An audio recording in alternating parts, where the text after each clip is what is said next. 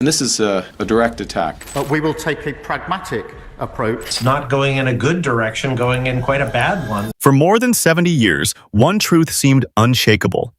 The United States was the center of global trade. From New York's financial towers to the shipping ports of California, the world's most powerful nations built their economies on access to the American market. Allies trusted Washington, rivals respected it, and corporations across the globe lined up for a chance to do business with the U.S. But what happens when the world's most trusted partner starts breaking promises, shifting rules, and turning allies into competitors? What happens when the very countries that once depended on America decide to quietly walk away and place their bets on someone else? That someone else isn't China. It isn't Europe. It isn't a rising Asian superpower. It's the United States' own neighbor to the north, Canada. Yes, the country long seen as America's junior partner has suddenly become the world's new trade magnet. In the past 3 years, 11 nations, some of them America's closest allies, have systematically chosen Canada as their preferred partner, pouring hundreds of billions into Canadian industries, ports, banks, and infrastructure. These are not small shifts. These are long-term commitments, the kind of moves that redraw global supply chains for decades. Look at the signs. Where U.S. ports once overflowed with Japanese cars, it's now Canadian docks that receive them. Where Wall Street once controlled European financial flows, it's Toronto's skyscrapers that are quietly taking over. From high-tech investment in Vancouver, to green energy projects in Quebec, to Arctic shipping routes that Washington can only watch from the sidelines, piece by piece, America's dominance is slipping away. And the worst part? This isn't just about economics. Trade is power. Trade builds alliances. Trade decides which nations rise and which ones fall. When 11 countries, including giants like Japan, Germany, Mexico, the United Kingdom, and even China, choose Canada over the United States, it signals something far bigger than just shifting numbers on a balance sheet. It's the foundation of American influence that's being chipped away. So the question is, why now? Why Canada? And most importantly, what does this mean for America's future as the world's dominant power? Today, we're counting down the 11 nations that have turned their backs on Washington and thrown their weight behind Ottawa. Some of these decisions will shock you. Others will make you question whether the United States can ever win back the trust it once had. And by the end, you might be asking yourself the same question that economists and world leaders are quietly whispering right now. Is America's era of global trade dominance already over? When people think of America's most loyal trade partners, Japan has always been near the top of that list. For over 4 decades, Japan and the United States worked hand in hand: cars, electronics, semiconductors, even financial cooperation. Tokyo and Washington were so closely tied that many believed their partnership was unbreakable. But in just the past few years, something almost unthinkable has happened. Japan, the world's third largest economy, has begun pivoting away from the United States and toward Canada. And the numbers are jaw-dropping. Since 2022, Japanese investment in Canadian technology sectors has surged 340%. Companies like Sony, Panasonic, and Nintendo, brands that once expanded mainly through California and New York, are now building major research hubs in Toronto and Vancouver. We're talking about entire campuses of engineers, designers, and tech innovators who would have once called Silicon Valley home, now working in Canada instead. And here's the part that really stings. As these new Canadian projects are booming, the same companies are scaling back their U.S. operations.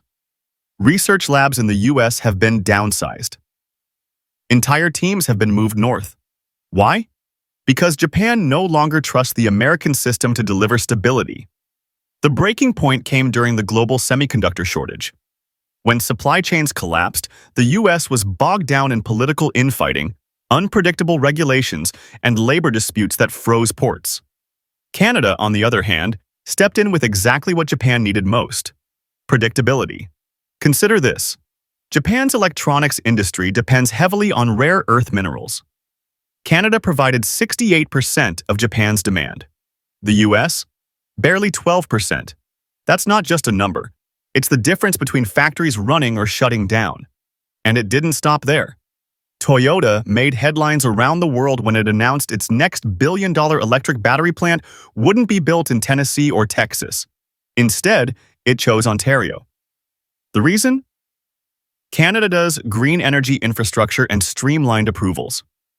In plain English, Japan is sick of American bureaucracy. Behind closed doors, Japanese executives have admitted what few would say publicly. Doing business in America has become too risky. Trade policies swing wildly with every new administration. Environmental rules shift like sand. Strikes shut down ports for weeks at a time. For corporations planning decades ahead, America has become unpredictable. Canada, on the other hand, offers what Japan values above all else: consistency. Both countries share similar approaches to consensus building and long-term planning. While U.S. companies chase quarterly profits, Canadian and Japanese firms think in decades. That cultural alignment is forging bonds that go far beyond trade contracts. Energy has sealed the relationship. Japan is one of the world's biggest importers of liquefied natural gas, LNG. Once, they relied heavily on the U.S. Gulf Coast. Not anymore. Shipments from Canada's British Columbia now exceed what Japan imports from the entire U.S. Gulf. That's a 20-year commitment baked into billions of dollars of infrastructure investment, pipelines, shipping routes, and LNG terminals that will permanently redirect Pacific trade flows. In other words, Japan's pivot isn't temporary. It's structural.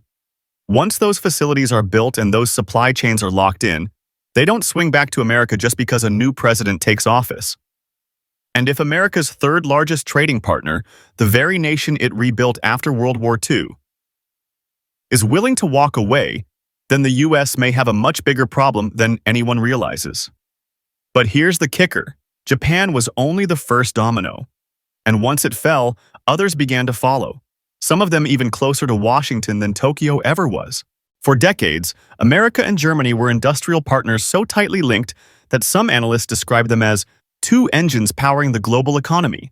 From the Ruhr Valley's smokestacks to Detroit's auto lines, trade and cooperation between the two giants defined transatlantic prosperity.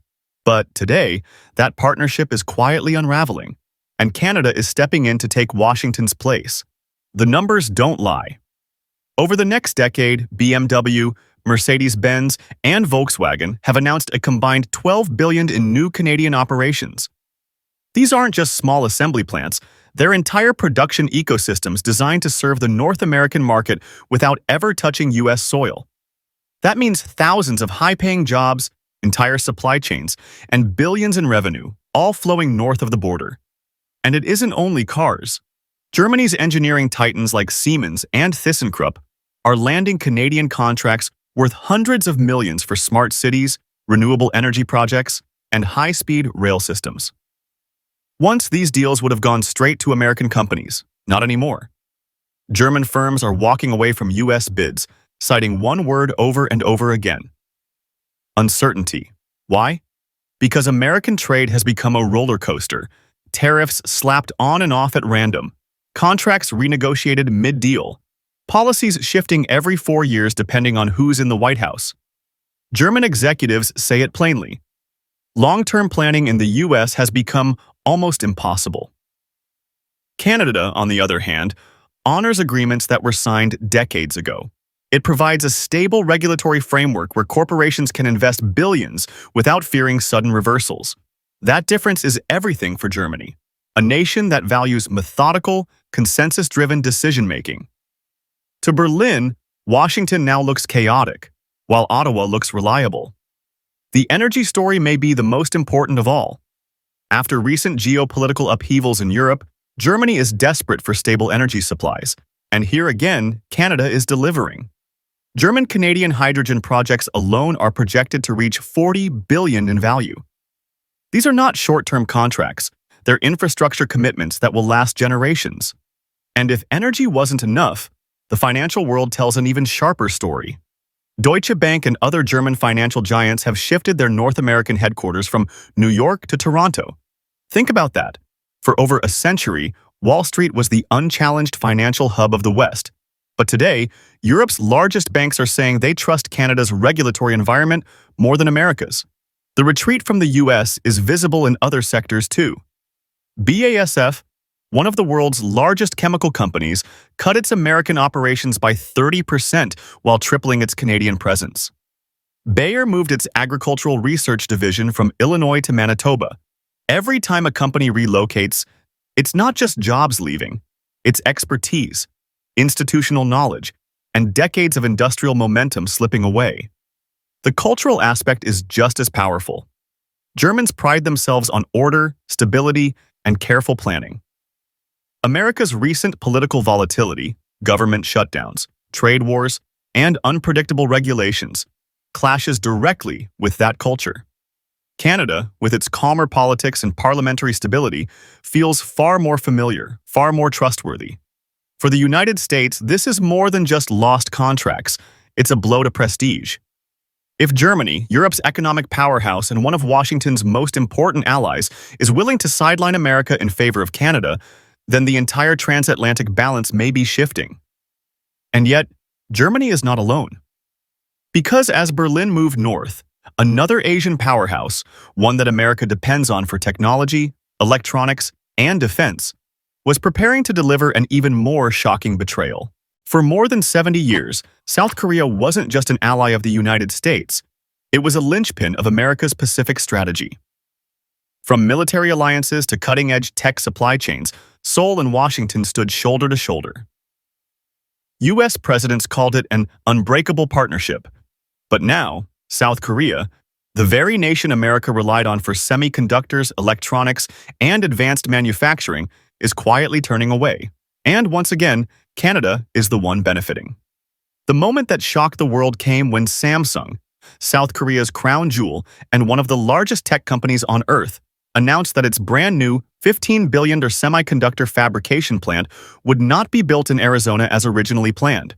Instead, it's rising in Quebec, Canada. That single decision sent shockwaves through global markets. The official reason? Canada's commitment to clean energy and stable electricity costs, two things vital for running high-tech chip fabs. But behind the scenes, executives admitted there was a deeper issue: distrust of America's industrial policy. After years of sudden tariffs, shifting subsidies, and endless political battles over tech regulations, South Korean leaders no longer believed Washington could provide the consistency they needed. And Samsung isn't alone. LG Electronics, another South Korean giant, moved its next-generation R&D complex from California to Vancouver. That facility now employs more than 3,000 engineers working on artificial intelligence and advanced battery technology, industries that were supposed to define America's future. Instead, they're being built in Canada. But the shift goes beyond just individual corporations. The trade numbers tell a bigger story. South Korean investment in Canada's tech sector has risen 420% since 2021, while investment in the US has declined for 3 straight years, the first time that's happened since the Korean War. And it doesn't end with technology. In the shipbuilding industry, Hyundai Heavy Industries chose Nova Scotia, not American yards, to build its massive offshore wind platforms. These projects will power renewable energy across North America, but the profits and jobs are heading to Canada. The cultural factor also plays a role. South Korean executives often describe America's boardrooms as aggressive, profit-obsessed, and short-term focused. In contrast, they feel more at home in Canadian corporate culture, where building long-term partnerships comes first. That soft diplomacy is quietly tilting billions of dollars in Canada's favor. Even banking is shifting. The Korea Development Bank, one of South Korea's most important financial institutions, moved its Western Hemisphere headquarters to Toronto instead of New York. The symbolism couldn't be stronger. The financial lifelines that once flowed through Wall Street are now being rerouted through Canada. And then there's shipping. South Korean cargo lines have quietly restructured their Pacific trade routes. Ports like Vancouver and Prince Rupert now handle more Korean goods than Los Angeles and Seattle combined. That's not just about geography. It's about building permanent infrastructure that cements Canada as South Korea's primary North American partner. For the United States, losing South Korea's trust cuts deeper than most Americans realize. If there was ever a country the United States thought it could rely on, it was Australia. For over a century, the two nations stood side by side, through wars, through trade deals, through every global crisis. Australia was seen as one of America's most loyal Pacific allies, a country Washington believed would never waver. But loyalty has its limits, and today Australia is quietly pulling away from the US and turning its focus to Canada. The most striking example comes from resources. Australia is a global titan in mining. Rare earths, lithium, and critical minerals that fuel everything from smartphones to electric cars. For decades, much of that treasure flowed into American markets. Not anymore. Now, giants like BHP Billiton and Rio Tinto are redirecting over $8 billion a year in rare earths and lithium shipments away from the US and into Canadian processing facilities. These aren't temporary contracts. These are new supply chains being carved into stone, literally. Why the change? It started when US corporations aggressively tried to buy out Australian mining companies. Canberra blocked several of those takeover attempts. Spooking local executives, the message was clear. America didn't want partnership. It wanted control. Canada, by contrast, offered joint ventures and collaboration, business models Australians were far more comfortable with. The shift didn't stop at mining. In agriculture, Australian wheat, beef, and dairy, products once destined for American supermarkets, are increasingly shipped to Canadian processors instead. Canadian companies offer long-term contracts with steady prices, while American buyers chase short-term gains on volatile spot markets. Over time, Australia chose stability, and the pivot runs even deeper in finance. Macquarie Bank, Australia's biggest investment bank, shocked markets when it relocated its North American operations from New York to Toronto. Their explanation? Canada's predictable regulations and stronger ties to Commonwealth financial systems. For Australia's banking elite, the US simply no longer looked like the safest bet.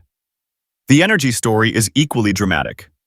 Australia's liquefied natural gas, once a staple in American terminals, now increasingly flows to Canadian facilities for processing and redistribution.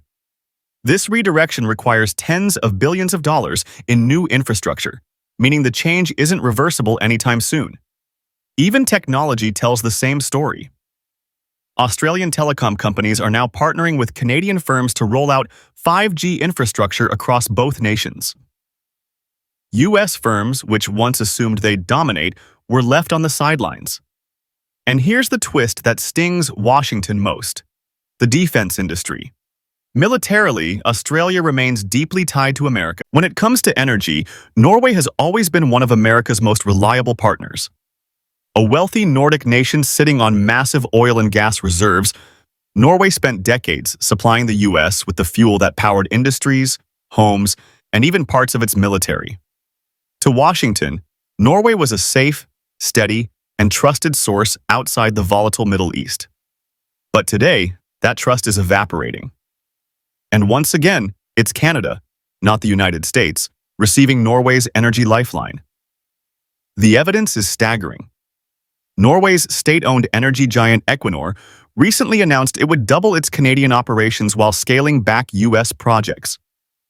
That decision alone represents $12 billion in commitments, investments that could have strengthened America's renewable energy push, now flowing north instead.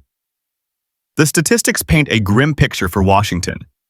Since 2022, Norwegian oil exports to the US have dropped by 37%, while exports to Canada have surged by more than 200%. These aren't short-term market shifts. They're structural realignments, supported by new pipelines, shipping contracts, and processing facilities built specifically for Canadian markets. Take natural gas, for example. For decades, Norway's Arctic gas fields were developed with American buyers in mind. Now, new infrastructure connects those fields directly to Canadian distribution networks. The project has been described as the largest North Atlantic energy development since the 1970s, and it bypasses the United States entirely. So what drove Norway to make this massive pivot? The answer is simple: frustration. For years, Norwegian companies were trapped in the endless tug-of-war of US politics. Environmental regulations shifted with every administration. Permits dragged on for years. Lobbyists turned energy projects into political chess pieces. For a country that values long-term planning, the U.S. became an impossible partner. Canada, on the other hand, offered something Norway desperately wanted: regulatory stability. Deals signed decades ago remain honored.